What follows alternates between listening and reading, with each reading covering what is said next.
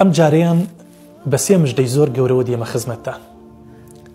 سێ مژدەی زۆر گەورە بۆ ئەو مسلمانانەی کەوا زیاد عەوداڵ و عاشقی پێغەمبەری خوان عەلەیهی سەڵات وەسەلام. سێ مژدەی زۆر گەورە بۆ ئەو مسلمانانەی کەوا زیاد سەڵاوات ئەنێرن بۆ گیان پێغەمبەری ئازیز عەلەیهی سەڵات وەسەلام. مژدەت لێ بێت. یەکەم مژدە پێغەمبەری خوا صلی الله علیه وسلم ئەفەرمێت خوای پەروەردگار مەلائیکەیەکی ڕاست باردۆ بە دیار قەبرەکەمەوە. هەر مسلمانێک لە هەر شوێنێکی ئەم جیهانەدا یەک سەڵاواتێکم بۆ بنێرێت، ئەم مەلائیکەیە یوبەلیغونی پێم ئەڵێت ئێستا فڵان کەسی کوڕی فڵان کەس، فڵان کەسی کچی فڵان کەس صەلی عەلەیکە الئانە، ئێستا سەڵاواتی داوە لەسەر تۆ. یەکسەر ناوی تۆ ئەگاتە خزمەتی پێغەمبەری خوا صلی الله علیه وسلم. لەو مژدەیە گەورەتر هەیە؟ پێغەمبەری خوا صلی الله علیه وسلم بزانێت تۆ کەیت، خەڵکی کوێیت، لە چی شوێنێکەوە سەڵاواتی بۆ ئەنێریت. ئەم مەلائیکەیە خوای پەروەردگار تەرخانی کردووە تەنها و تەنها بۆ ئەو پەیامانەی کەوا، بۆ ئەو سەڵاواتانەی کەوا تۆ لە ماڵەکەی خۆتەوە، لە شوێنی ئیشەکەتەوە، لە هەر شوێنێکەوە ئەینێری، ئەو ئەیگەێنێ بە پێغەمبەری خوا صلی الله علیه وسلم. بۆیە یەکەم مژدە ناوی ئەو کەسانە، ناوی ئەو مسلمانانە تۆمار کراوە لای پێغەمبەری خوا صلی الله علیه وسلم کە سەڵاواتی بۆ نێرن. مژدەی دووەم بەڕێزانم کە گەورەترین مژدەیە کە هەمومان بەڕاستی محتاجین بە ئەمە.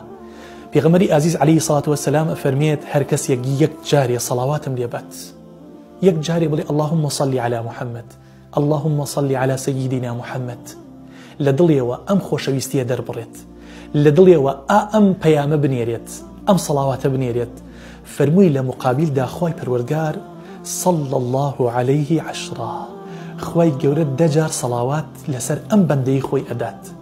سەڵاواتی خوای پەروەردگار بەڕێزانم یعنی مەغفیرەته وەڕەحمەته، دەجار خوای پەروەردگار لێت خۆشە بێت. بابەگیان ئێمە واللهی لە قیامەتا بەڕێزانم هەموو ئینسانێ تەواوی پێغەمبەران سەلامی خۆیان لێبێ هەموویان هاواریانە نەفسی نەفسی، هەمووی محتاجە بۆەوەی یەک گوناهی لە کۆڵەوە بێت. چونکە وەیەحمیل یەوم القیامەتی یوزرا، ئەو کەسەی کە تاوانێکەکان لە قیامەت بە کۆڵێوەیەتی. جا کەسی وا هەیە چووکەم ئەوەندە تاوانی کردووە باری زۆر زۆر قورسە، ئەچێ بۆ لای دایکی، داوا لە دایکیەکە لی ئەپارێتەوە چاکەیکی خۆتم بەرێ، بارم سوکە دایکی لی وەرناگرێت.